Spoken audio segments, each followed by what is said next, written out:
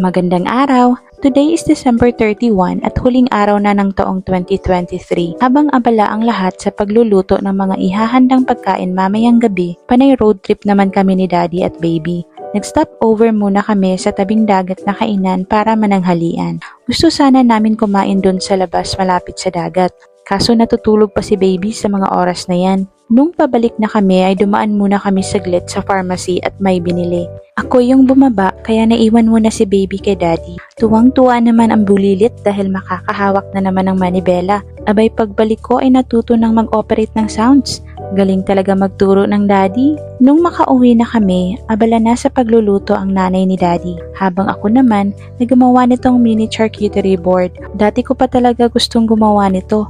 Lakas kasi makasosyal sa lamesa kapag may ganito.